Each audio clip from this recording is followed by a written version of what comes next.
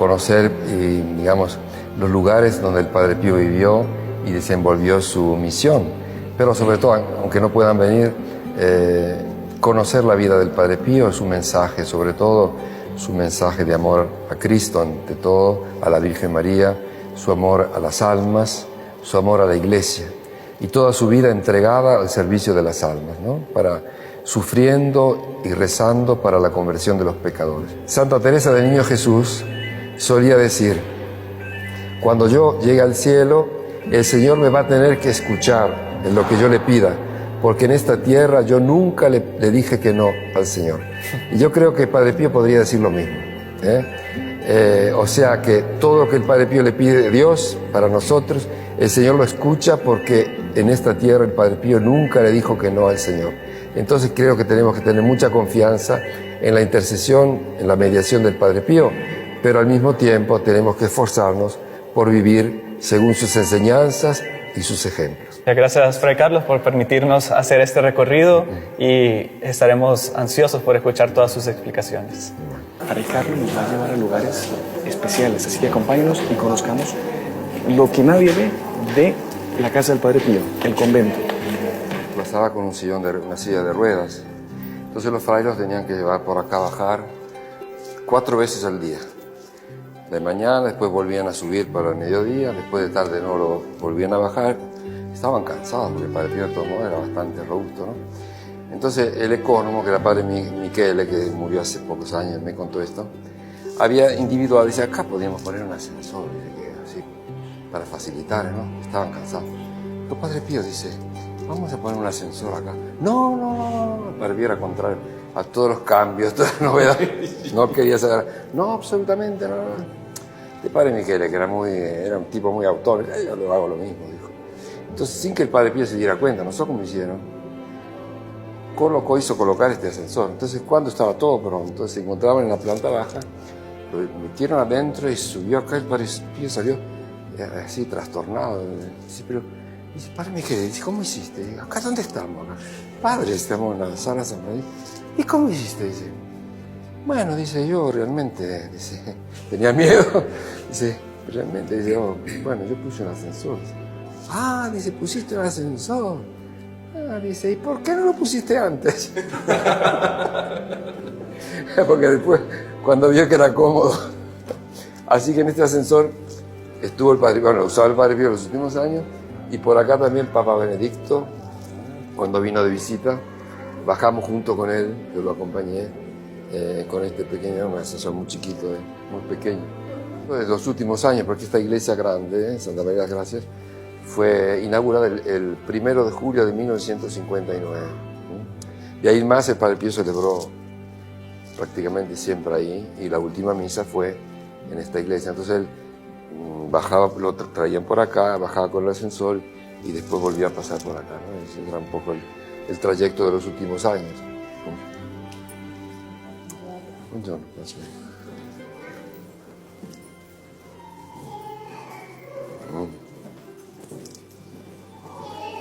Bueno, aquí está, vamos a entrar, ¿eh? Hay poca gente.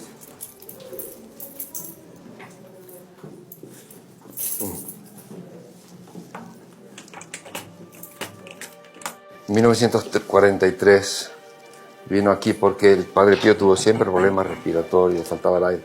La otra habitación es a mitad de esto, ¿no? Entonces muchas veces, sobre todo en verano, le faltaba el aire.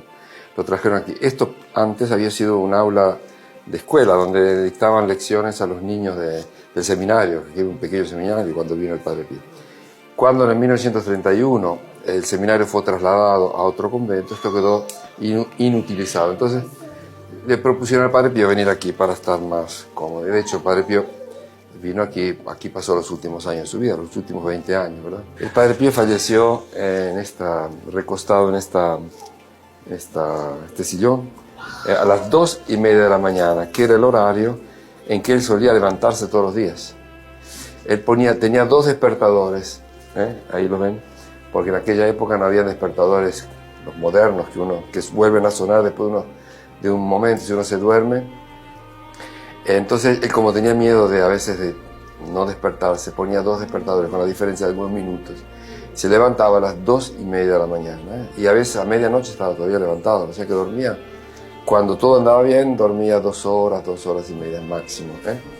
Bueno, cuando se levantaba, se ponía a rezar aquí en su habitación, luego se decía algún rosario caminando por los corredores, y luego iba a un oratorio que ahora vamos a ir a ver dentro de la clausura, donde ahí se ponía a rezar, a prepararse para la misa.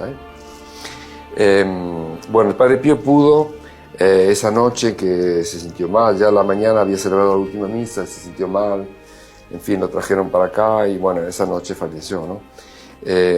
Falleció al mismo horario en que normalmente se levantaba todos los días, a las 2:30 de la mañana. Tuvo la oportunidad de confesarse, recibir el óleo de los enfermos, renovó la profesión religiosa en las manos del superior, pidió perdón a los hermanos por todas las molestias que había causado en su vida, y de hecho había causado muchas molestias, pero contra su voluntad, pero bueno, y falleció serenamente. Esto todo, como ven aquí, es tal cual el Padre Pío lo dejó. Estas fotos, todo las puso él o las hizo poner él. Aquí esta es la ventana por la que el Padre Pío saludaba de tarde, después de la función eucarística, de una hora de adoración prácticamente. En esa época, antes del concilio, no habían misas de tarde, ¿no? Eran las misas de mañana. Y por la tarde había una hora de adoración, y luego la gente se reunía en una plazoleta, que es donde ahora está la grande plaza, digamos, del santuario, y con un pañuelo blanco lo saludaba. Hay muchos videos en que se ve al Padre Pío aquí asomado a esta ventana. Aquí ven también las sandalias del Padre Pío, que eran confeccionadas a mano, porque tenía los pies muy dilatados a causa de las llagas. Se le formaban costras de sangre seco. Todos los días tenía que lavarse, lógicamente, los pies para sacar esa sangre que se había secado y que le hacía muy dificultoso el caminar. El Padre Pío no quería que le lavara, él se lavaba él mismo los pies, ¿no? Le ponían una palangana, digamos, de agua tibia en un rinconcito, él se lavaba, no quería. Cuando en los últimos años no lograba más agacharse por su estado de salud, pasaba 2 o 3 días sin lavarse. Entonces los frailes decían: padre, déjese lavar los pies, déjeme tranquilo, decía. Padre, sus pies huelen mal. Entonces ahí aflojaba. Pero era una humillación para él, porque él no quería que le vieran las llagas. Y se cuenta que una vez el Padre Honorato, que era uno de los frailes que estaba, digamos, a su servicio, después de haberle lavado los pies con mucha atención, porque le dolía muchísimo las llagas, en un ímpetu de afecto le besó los pies. El Padre Pío se enojó, se enfadó. ¿Cómo te permití? Padre, a mí me enseñaron que, en el noviciado me enseñaron que hay que besar los pies a los superiores. Yo no soy tu superior, dijo padre. Bueno, cuando vio que después este pobre Padre Honorato había quedado muy humillado, digamos, después le dijo: bueno, dale, total, has hecho un lindo trabajo.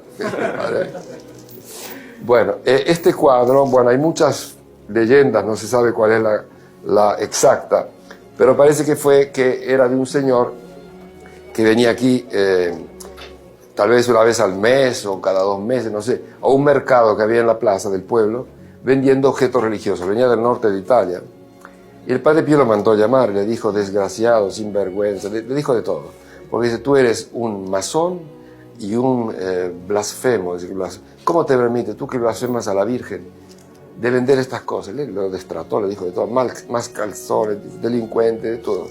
Bueno, lo cierto es que este hombre después se convirtió y se hizo hijo espiritual del Padre Pío, y le quiso regalar este cuadro. El Padre Pío no lo quería porque decía que era demasiado lujoso para su habitación, pero el superior lo obligó a mantenerlo ahí.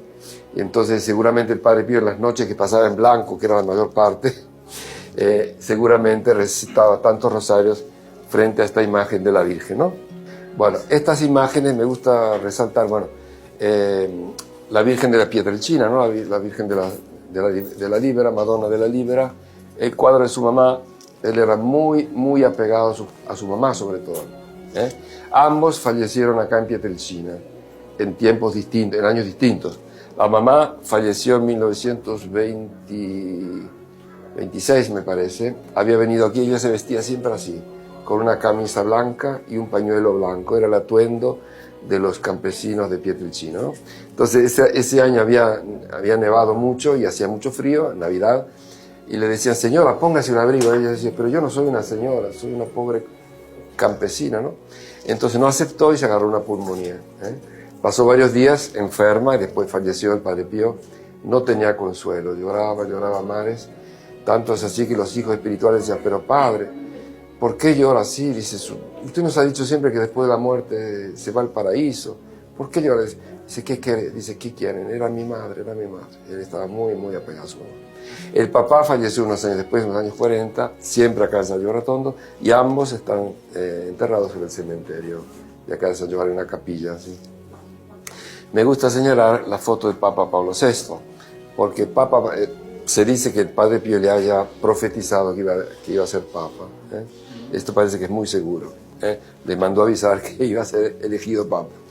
Y Pablo VI fue el Papa que, cuando fue electo, dijo, por favor, dejadle libre al Padre Pío, que haga lo que quiera. Porque hasta ese momento, hasta los años 60, el Padre Pío estuvo siempre muy marcado, incluso con Juan XXIII, no tuvo una vida muy fácil en ese periodo. Pablo VI dijo, dejadle libre, porque, digamos, él tenía gran fe. Y el Padre Pío, yo digo esto siempre, no sé si sea cierto, pero alguien que conoce más me ha dicho, no estás lejos de la verdad, que el Padre Pío, 11 días antes de morir, envió una carta a Pablo VI. Pablo VI, en el 68, en julio del 68, escribió la Humane Vitae y fue muy criticado. Hasta ese momento había sido el Papa muy osannado, digamos, por la prensa, por los medios de comunicación. Era un Papa moderno, él inició los primeros viajes al exterior, estuvo en Filipinas, Tierra Santa, en Colombia, para el CELAM. En fin, un Papa moderno, llevó a conclusión el Concilio Vaticano II. Era un Papa muy, digamos, exaltado por los medios de comunicación. Cuando escribió la Humane Vitae, fue su acto de condena. Todos se le pusieron contra, dijeron que, bueno, lo criticaron porque es una carta encíclica sobre la vida familiar, la vida sexual, matrimonial. Él confirmó la doctrina tradicional de la Iglesia y, bueno, todos esperaban grandes novedades. Incluso dentro de la Iglesia misma, algunos sectores fueron bastante críticos y él estaba sufriendo mucho. Entonces el Padre Pío le escribió una carta aprovechando que los frailes iban a Roma para el capítulo general y que iban a tener una audiencia con él. Le escribió una carta diciendo, le agradecía por la gran enseñanza que había impartido a la Iglesia, le prometía, como era tradición en la historia del orden capuchino, obediencia, docilidad a su magisterio, y entre líneas, no en modo explícito, yo creo que el Padre Pío ofrece su vida por el Papa y por la Iglesia, un momento muy delicado, ¿no? Después del concilio, y el Padre Pío murió después de 11 días, así que yo creo que después de haber sufrido toda la vida a causa de la Iglesia, que lo puso a la prueba toda la vida, el Padre Pío, yo creo que murió en un acto de amor hacia el vicario de Cristo y hacia la Iglesia. De hecho, él decía siempre, la Iglesia, aun cuando te golpea, es tu madre y la debes amar, ¿eh? Eso era un dicho de Padre Pío.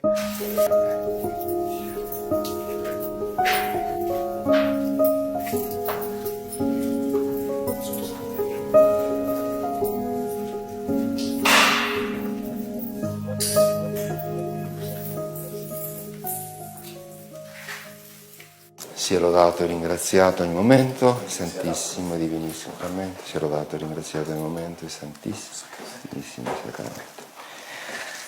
Ecco, allora quando el Padre Pío se levantaba a las 2:30 de la mañana, ¿no? Después de haber rezado un poco en su habitación, después decía algún rosario caminando por los corredores, vacíos a esa hora, evidentemente, piense que había un fraile que se tenía que levantar a las 2 de la mañana para poder acompañar al Padre Pío, ayudarlo a vestirse y todo. Pues estos frailes no duraban más de 2 o 3 años porque quedaban agotados, ¿no? Ese ritmo de vida.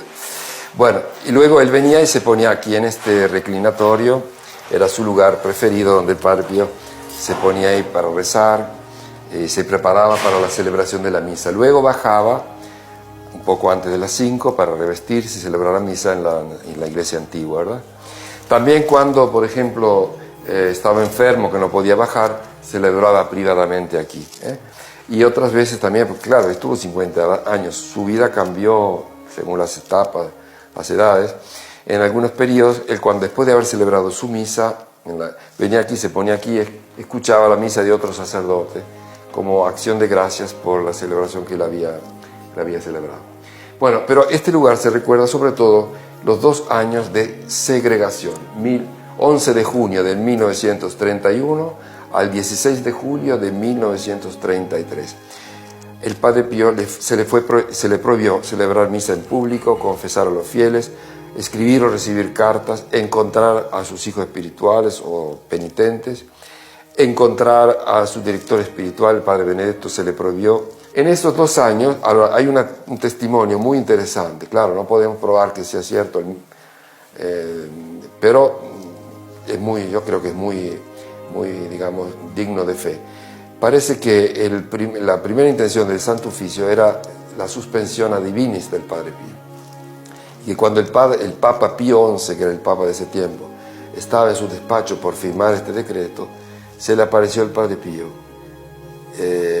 se le arrodilló llorando, le besó los pies y dijo: su santidad, esto no. El Papa quedó azorado, ¿no? Y después preguntó a las guardias: ¿pero cómo dejaron entrar a este sacerdote? Pero no hemos visto a nadie, su santidad. Bueno, esto lo declaró, lo testimonió la hermana de un cardenal que era estrecho colaborador del Papa, que lo había escuchado a su vez de los labios mismos del Papa Pío XI. Lo cierto es que el Papa probablemente dio orden que le permitieran la celebración privada.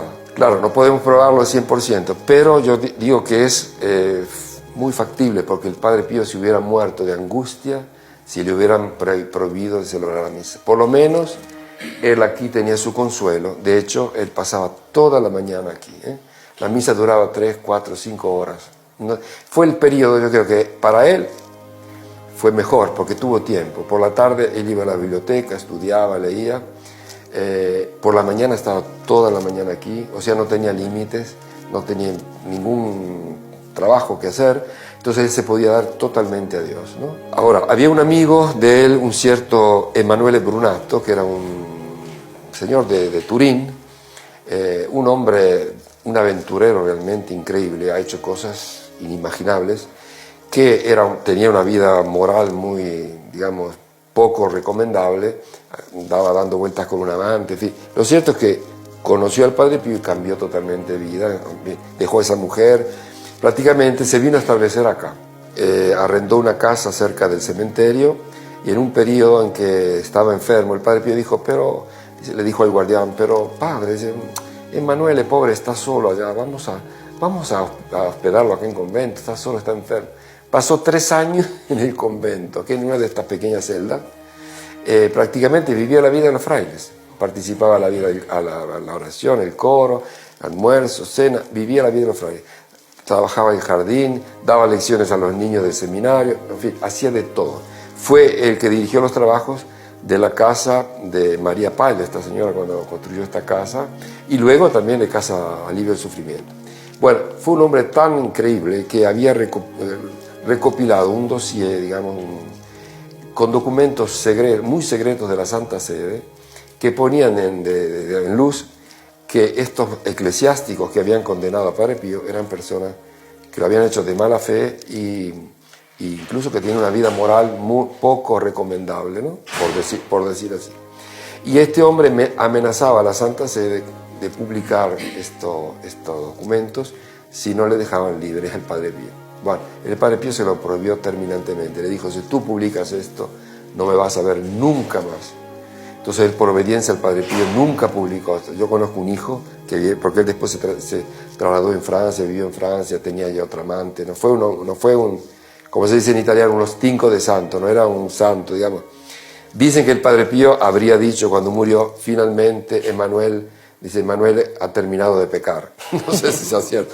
Pero el Padre Pío, él quería mucho al Padre Pío y el Padre Pío lo quería mucho a él, ¿no? De hecho, le obedeció, nunca publicó eso. Quedó en silencio esos 2 años de gran sufrimiento para él, porque él decía: no es por mí, porque yo estoy mejor, tengo tiempo para mí. Como tal vez fueron los únicos años de su vida en que tuvo tiempo para sí mismo. Pero lo que me duele es que no me permiten cumplir la misión que el Señor me ha encomendado. que era la de reconciliar a los hombres con Dios, ¿no? Pero yo creo que esos 2 años de sufrimiento y de humillación para el Padre Pío fueron muy fecundos para su sucesivo ministerio, ¿no? Y tantas conversiones de grandes personajes de la política, del espectáculo, o de gente simple, digamos, fueron fruto de ese sufrimiento y de esa oración que el Padre Pío ofrecía continuamente para la conversión de los pecadores, ¿no? Del 1933 el Padre Pío fue rehabilitado y retomó gradualmente sus facultades sacerdotales, empezó a celebrar nuevamente en público, a confesar a los fieles y todo eso. Pero fueron 2 años muy difíciles. Entonces aquí podemos decir que fue donde el Padre Pío vivió su martirio, digamos así, ¿no? Ahora, él sabía que todo esto era algo que Dios permitía, ¿no? Sí, estaba la maldad de los hombres, seguramente. Era el demonio que quería impedir la obra del Padre Pío, porque el Padre Pío evidentemente le robaba las almas, ¿no? De hecho, él decía que su misión era arrancar a las almas de las garras de Satanás para reconciliarlas con Dios. Entonces, evidentemente, el demonio hizo de todo para impedir esta obra, pero el Padre Pío sabía que esto era algo que Dios permitía, ¿no? De hecho, antes de que el Padre Pío entrara en el noviciado, tenía 15 años, 14, 15 años, tuvo esa visión de un personaje horrible, de un monstruo gigante, un gigante terrible, y el Señor que le dice, te conviene luchar con él, si lograrás vencerlo, yo te daré la corona de la vida, y no tengas miedo, yo estaré siempre junto a ti. Esa visión es un poco la vida del Padre Pío, ¿no? Toda la vida, su vida fue una lucha. Satanás trató de, no solo físicamente, porque tuvo que combatirlo también físicamente, pero también a través de todos estos enredos que hubieron alrededor de él, calumnias, en fin, trabas, de mil trabas que le puso en el camino. Fue todo obra del demonio, pero algo que Dios permitía, ¿no? Entonces el Padre Pío siempre acató con humildad, nunca se rebeló. Sobre todo el Padre Pío amó a la Iglesia, y yo creo que ese acto que él hizo al final de su vida es como el broche final de una vida en la que él amó a la Iglesia, amó al Papa, al Vicario de Cristo, y concluyó su vida con un acto de amor hacia el Papa y hacia la Iglesia. Eso creo que sea más que seguro. El combate contra el demonio, por ejemplo, él lo veía físicamente, sufría ataques, en el cuarto o en otro lugar. No, son siempre en su habitación en general. Sí. De hecho, él cuenta en sus cartas del director espiritual, dice, esta noche, la noche anterior, dice, desde las 9 de la mañana, de las 9 de la noche a las 5 de la mañana, fue un combate continuo contra el demonio. Después me encontré tirado por el suelo, empapado de sudor, lleno de heridas, digamos, ¿cómo se dice? Moretones. ¿Sí? Moretones. Después dice, la Virgen me cogió en los brazos y me puso en la cama y me consolaba. En otras cartas dice, el niño Jesús me tomó en los brazos y me consolaba, ¿no? Él tenía esa gran devoción por el niño Jesús, y de hecho hay varios testimonios de personas muy, digamos, personas no fanáticos o personas exaltadas, sino personas muy ponderadas que vieron al Padre Pío estrechando en sus brazos al niño Jesús vivo, ¿no? Hay un testimonio en la iglesia antigua, en la sacristía, la noche de Nochebuena del 1922, una hija espiritual del Padre Pío, Lucia Iadanza, que era nativa de Pietrelcina, con otras jóvenes, había venido para la misa de medianoche, había nevado muchísimo y habían llegado muy temprano. Entonces los frailes habían puesto un brasero en el centro de la sacristía y ellos estaban ahí calentándose, preparándose para la misa. A un cierto punto aparece el Padre Pío, baja de la escalera, envuelto en una luz sobrenatural, llevando al niño Jesús en los brazos, y pasó ahí y salió por la puerta. Entonces ya quedaron azoradas realmente. Entonces después de unos minutos el Padre Pío volvió naturalmente y dijo, pero ¿y qué hacen acá? Dice, Padre, hemos venido para la misa. Pero dice, es muy temprano para la misa. Sí, bueno, llegamos temprano. Dice, los frailes nos han puesto este brasero. Dice, ¿y qué habéis visto? Dice, Padre, hemos visto todo. Entonces le dijo, no habéis visto nada.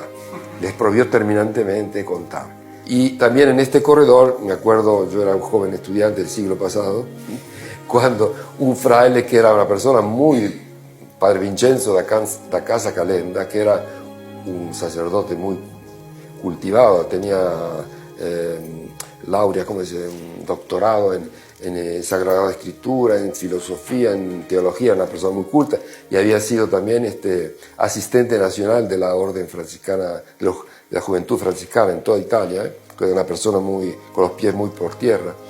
Y él me contó que una noche él vivía en una de estas habitaciones, sintió unos ruidos, rumores, salió de la habitación y vio que el Padre Pío volvía del coro, en la penumbra del corredor, tal vez en esa época no había luz eléctrica, envuelto también en una luz sobrenatural, llevando al niño Jesús en los brazos. Y él dijo, bueno, dice, yo cerré la puerta y me fui a dormir como nada, dice, me volví a dormir como... Digo, padre, ¿cómo hizo? Dice, no, dice, eran cosas de todos los días. Vivíamos en un clima tal de sobrenaturalidad que no nos sorprendía nada, era una cosa de todos los días. Bueno, ¿y eso por qué? Porque el Padre Pío tenía un gran amor por la humanidad y la encarnación, ¿no? Como San Francisco, ¿no? Los dos misterios eran la humildad de la encarnación y la caridad de la pasión, eran los dos grandes misterios que, digamos, enardecían el corazón de San Francisco y de Padre Pío. Y Padre Pío amaba la Navidad sobre todas las cosas, él contaba los días que faltaban para la Navidad, era su fiesta preferida, y más que la Pascua, más que Pascua. Entonces, porque él ha experimentado incluso él dice en su carta, el niño Jesús me consolaba después de esta batalla contra el demonio, ¿no? En 1916 había una mujer joven en Foggia, que era de la nobleza de Foggia, Rafaelina Cerase, que era hija espiritual del Padre Pío, pero no lo conocía personalmente, se dirigían por cartas. Entonces ella estaba muy enferma, se iba a morir, y pidió al provincial que quería conocerle al Padre Pío antes de morir. Entonces el provincial le dio la orden, el Padre Benedetto, a Padre Pío de ir a Foggia para asistir a esta mujer. De hecho, la asistió espiritualmente, y cuando estaba allí le dijo, bueno, ahora te quedas acá, vivo o muerto, que tengas que morir, mueres acá, pero a tu pueblo no vuelves. Entonces el Padre Pío quedó ahí. Foggia en verano es una ciudad muy calurosa, porque está en una zona más baja, entonces el Padre Pío ahí sufría terriblemente el calor, entonces ya era enfermizo de por sí, y le faltaba el aire, pasaba las noches asomado a la ventana para tratar de respirar, en fin. Además, en ese periodo tuvo unas luchas tremendas con el demonio, que dice que se sentían ruidos de cadenas, dice que los frailes estaban despavoridos, estaban todos asustados. Se dice que un obispo pasó ahí una noche y al día siguiente se escapó porque pasó una noche horrible. Bueno, lo cierto es que el guardián de este convento fue ahí la iglesia es dedicada a Santa Ana. Entonces fue a predicar la novena de Santa Ana y viendo este fraile joven, enfermizo, dijo, ¿por qué no vienes conmigo a San Giovanni Rotondo, pasar unos días, reponerte el aire más fresco?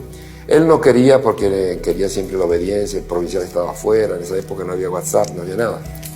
Entonces lo cierto es que vino aquí y se empezó a recuperar, empezó a sentirse mejor, comenzó a integrarse a la vida de la fraternidad, en los momentos de la oración comunitaria, los almuerzos, se empezó a estar. Entonces el provincial, cuando supo, le dio después la obediencia de, bien, te quedaste aquí. Bueno, entonces cuando él vino le asignaron esta pequeña habitación y él quedó aquí hasta 1943, cuando después pasó a la otra, ¿no?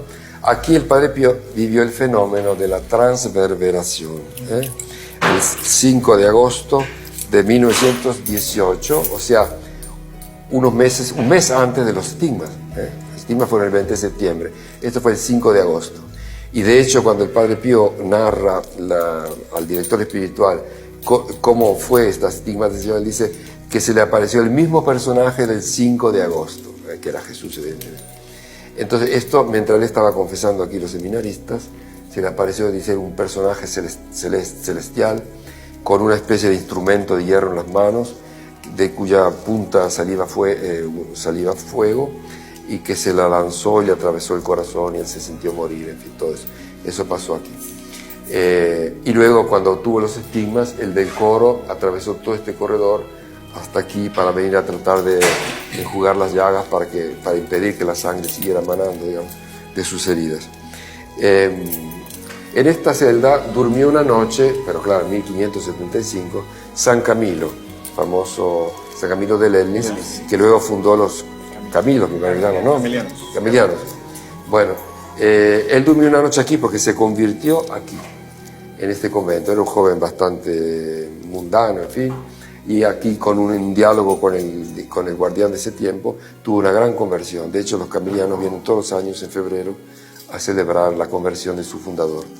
Y Padre Pío era muy devoto de San Camilo, y yo digo que probablemente de San Camilo él sacó esa idea del hospital, de los enfermos, de ese amor a los enfermos, que él quiso construir este hospital. Y de hecho el hospital nació aquí, en esta habitación, porque aquí, bueno, vamos a entrar, el Padre Pío aquí,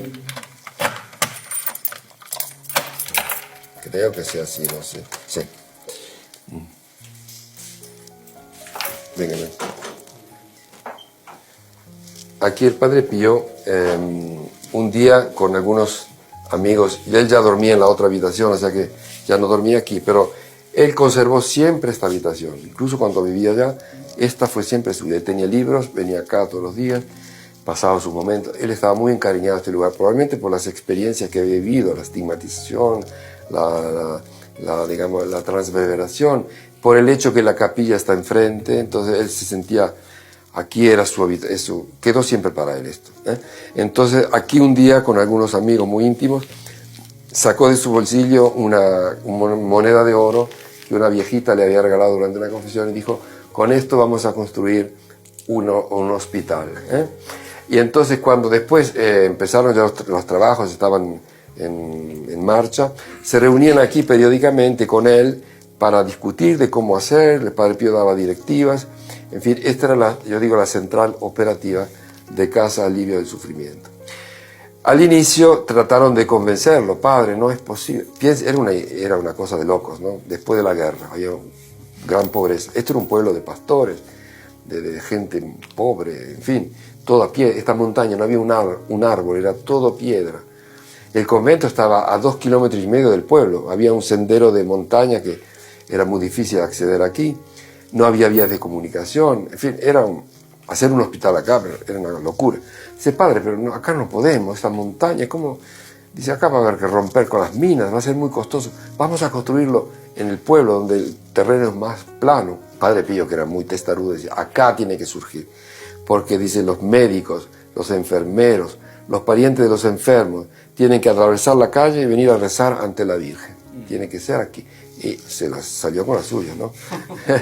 Bueno, me decían que esta cama estaba siempre llena de papeles, en fin, de todos estos proyectos para la construcción del hospital, ¿no? Bueno, aquí tenemos dos reliquias importantes. Esta es una camiseta, ven, con una mancha de sangre aquí en el hombro. Ahora, cuando Carlo Wojtyła, no sé si lo conoces,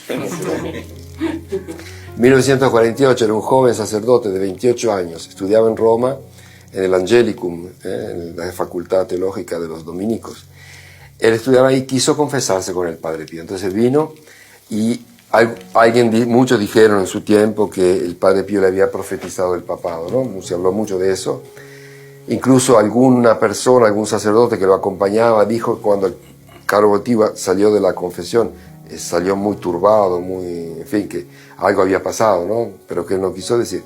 Bueno, de todos modos, el Papa Juan Pablo II negó esto. Por al menos 6 veces dijo que no era cierto. Ahora, no sabemos si lo negó porque el proceso de canonización estaba en curso y no quería interferir, digamos, con una declaración de ese tipo.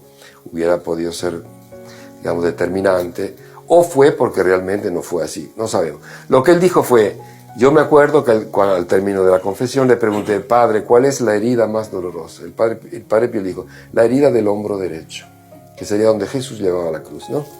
Él yo quedé muy sorprendido porque sabía que todos los estudios que fueron hechos por expertos de las llagas, todos hablan de las 5 llagas clásicas, manos, pies y costados. Nadie habla de una herida ahí.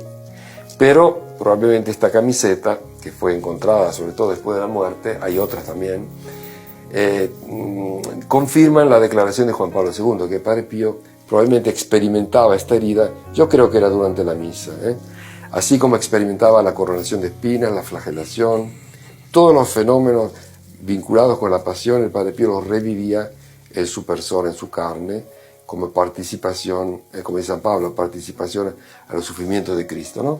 Entonces, esta camiseta confirma el testimonio de Juan Pablo II, de que Padre Pío efectivamente tenía una herida y que no era permanente, evidentemente, pero que sufría probablemente durante la misa o también en algunos días particulares, como los viernes o en algunos días de Cuaresma, los días, digamos, vinculados más directamente con la pasión del Señor. De hecho, el fraile que ordenó todas las cosas que tenía el Padre Pío en su habitación después de la muerte de Fra Modestino de Pietrelcina, que era hijo espiritual del Padre Pío, él decía que, dice, yo tenía la sensación de que el Padre Pío realmente tuviera ahí una herida, pero nunca me atreví a preguntárselo, ¿no?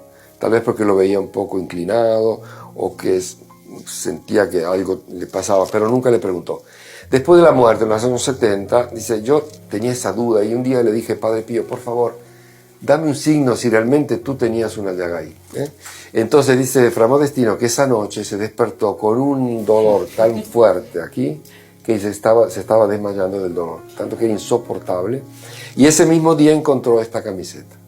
Entonces él lo tomó como un signo de que el Padre Pío realmente tenía una llaga ahí. Y después, bueno, salió a flote también el testimonio de Juan Pablo II que confirma, digamos, que realmente el Padre Pío le confió que su llaga más dolorosa incluso era esta. Y luego aquí tenemos también el reliquiario del corazón del Padre Pío. Me olvidé de decir que cuando se procedió a la exhumación, el hueso, el médico que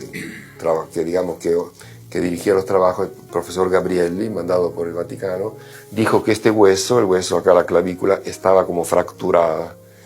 Entonces, prueba que ahí el Padre Pío realmente era donde Jesús llevaba la cruz, y dijo que era un dolor insoportable. O sea que el Padre Pío llevó toda su vida ese dolor sin decir nunca nada, ¿no? Sin lamentarse ni nada. Bueno, esto también fue durante la exhumación, que prácticamente el corazón se despegó, digamos, espontáneamente.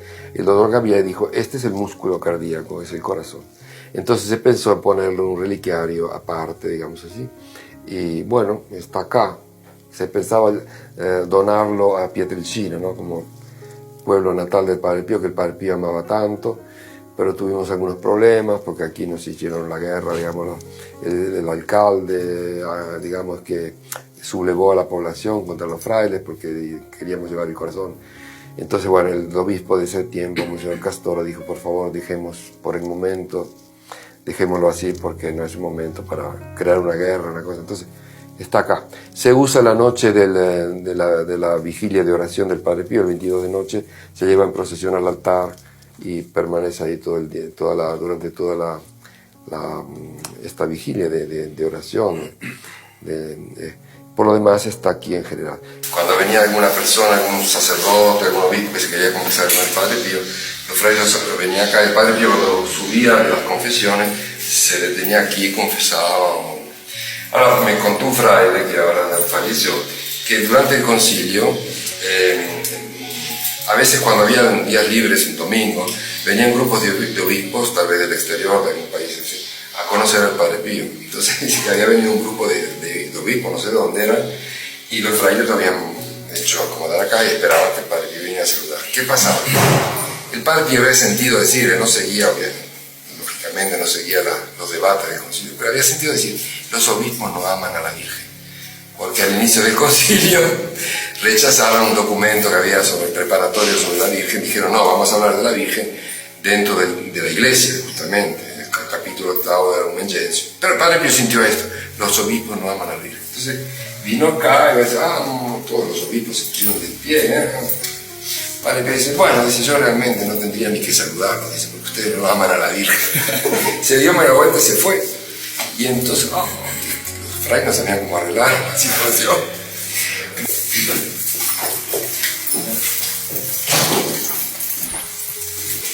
En 1925 el Padre Pío tenía una hernia muy grande, una hernia inguinal, sí, muy grande. Un doctor que había estudiado, mandado de Roma, el doctor Festa, que había estudiado las llagas, todo eso, había quedado muy amigo del Padre Pío y cada tanto lo venía a encontrar. Y se dio cuenta de que el Padre Pío tenía esta hernia. Él no decía nada. Padre, dice, pero usted no puede estar así, esto hay que operar. En fin, el Padre Pío aceptó. Entonces, como en aquella época no había el hospital, ¿no? Entonces hicieron acá una especie de enfermería y para operar al Padre Pío. El Padre Pío aceptó el 5 de octubre de 1925, ¿no? Después de la fiesta de San Francisco, el padre Pío pero no aceptó la anestesia, porque él pensaba, él tenía la prohibición de mostrar las llagas, ¿no? Entonces él pensaba, si yo estoy adormecido, los médicos van a ir a mirarme las llagas. Entonces no quiso, pero padre, usted no va a resistir. Yo hubiera pensado, ¿qué me importa a mí? Yo estoy inconsciente, no es culpa mía, ¿no? El padre Pío no. Era su obediencia era talmente estricta que no aceptó. Entonces se operó sin anestesia. Parece que algunos testigos dicen que aceptó de tomar algún trago de una bebida alcohólica, un poco para, digamos, perder un poco la... lo cierto es que dice que se le caían los lagrimones terribles, pero nunca no se lamentó. Se operó así en vivo y al día siguiente le dijo al guardián, dice, padre, ¿usted cree, dice, que el Señor habrá aceptado mi pequeño sufrimiento, dice, por la conversión de los pecadores? Bueno, eso fue el motivo de ese encuentro con Agostino Gemelli, el doctor Agostino Gemelli, que era un franciscano, ¿no? Era un personaje en esa época porque él había sido socialista, o sea, anticlerical, acérrimo enemigo de la iglesia, tuvo una gran conversión, se hizo franciscano, fraile franciscano, y bueno, era médico, y entonces, claro, la Santa Sede lo exaltaba, porque era un ejemplo en esa época que había un combate entre iglesia y comunismo y socialismo, era un ejemplo extraordinario.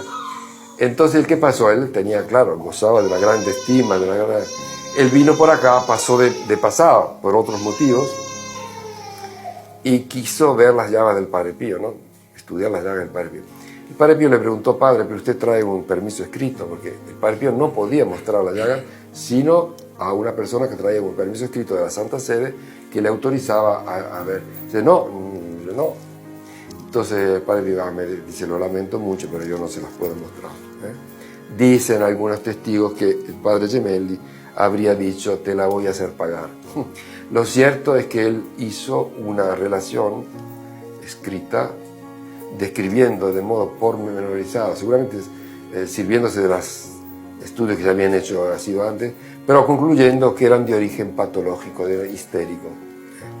Y eso le causó al Padre Pío más restricciones, más medidas, digamos, que lo hicieron sufrir mucho, ¿no?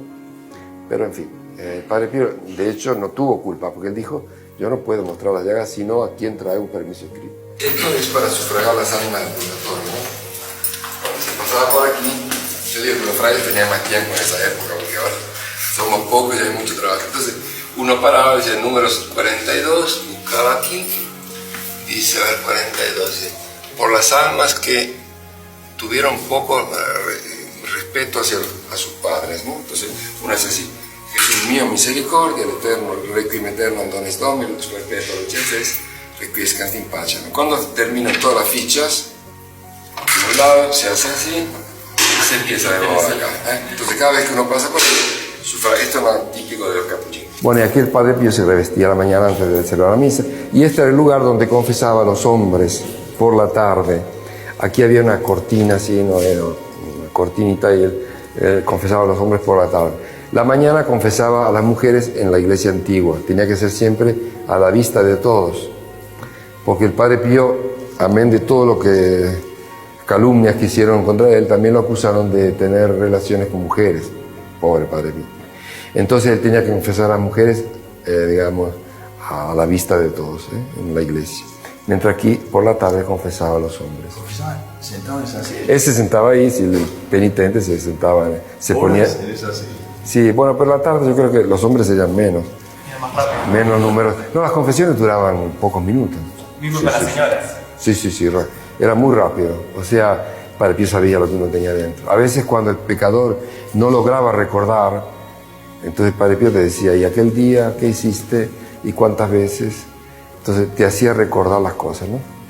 Se cuenta de un masón, de un hombre de Bolonia, que era, no sé qué cargo tenía en la jerarquía masónica.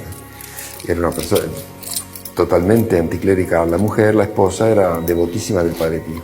Y ella se enfermó de cáncer Y entonces, bueno, el hombre estaba desesperado y ella le pidió, por favor, te pido una cosa. Dice, la única esperanza que me queda, que vayas donde el Padre Pío. No, dice, tú sabes que yo soy anticlerical, no me pidas eso. Y ella se puso a llorar así. Entonces, bueno, por piedad se puso en viaje y vino. En aquella época no había la autopista la autovía, él tuvo que venir, son 500 kilómetros actualmente, en aquella época sería. Bueno, llegó acá, participó en una misa del Padre Pío, así quedó sorprendido. Al día siguiente se puso en la fila para confesarse. Entonces, cuando era para hablar, ¿no? Entonces dice, bueno, Padre Pío dice, arrodíllate, dice el Padre Pío. No, pero mire que yo no me quiero confesar, yo quisiera pedir, arrodíllate. Entonces el Padre Pío empezó a decirle todos los pecados que había cometido. Las cosas que nadie sabía, cosas que incluso muy secretas, que ni siquiera su mujer sabía, le dijo todo. En fila, y al final terminó llorando. Y el Padre Pío, que lloraba con él y se abrazaba. Bueno, lo cierto es que después de todo eso, él le dice, Padre Pío dice, bueno, tuvo una conversión así fulminante, dijo, Padre Pío, yo soy tuyo, haz de mí lo que quieras. Bueno, y el Padre Pío le dice, me costaste la mejor parte de mi sangre. Y lo estaba esperando hacía tiempo. Al final, después de todo esto, él se olvidó de pedir nada. Cuando se estaba yendo, el Padre Pío dice, por favor, dile a tu mujer, a tu esposa, que le mando muchos saludos. Cuando llegó a Bolonia, la mujer estaba curada. Y quedó, bueno, fue un hijo espiritual del Padre Pío.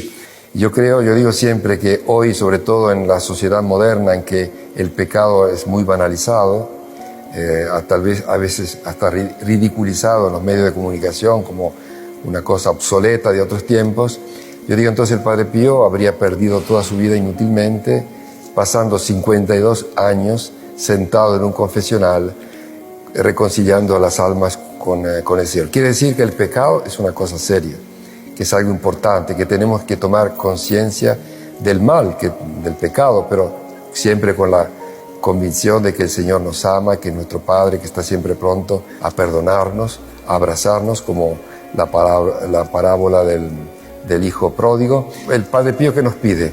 Muchos nos preguntan, queremos ser hijos espirituales del Padre Pío. Cuando al Padre Pío le decían esto, Padre, ¿me acepta como su hijo espiritual? El Padre Pío decía, sí te acepto, pero no me hagas hacer papelones.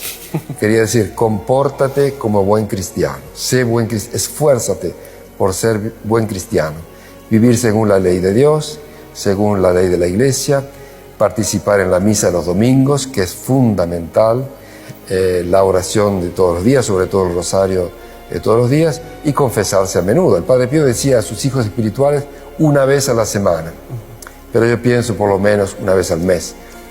Al menos una vez al mes tenemos necesidad de purificarnos interiormente para estar siempre en gracia de Dios y vivir como hijos de Dios. Entonces, si queremos ser hijos espirituales del Padre Pío y gozar de su protección y su intercesión, tenemos que poner en práctica sobre todo sus ejemplos y sus enseñanzas. Y es lo que les deseo a todos, que puedan hacerlo, y seguramente van a experimentar la intercesión del Padre Pío. Bueno, muchas felicidades y mucha paz para todos.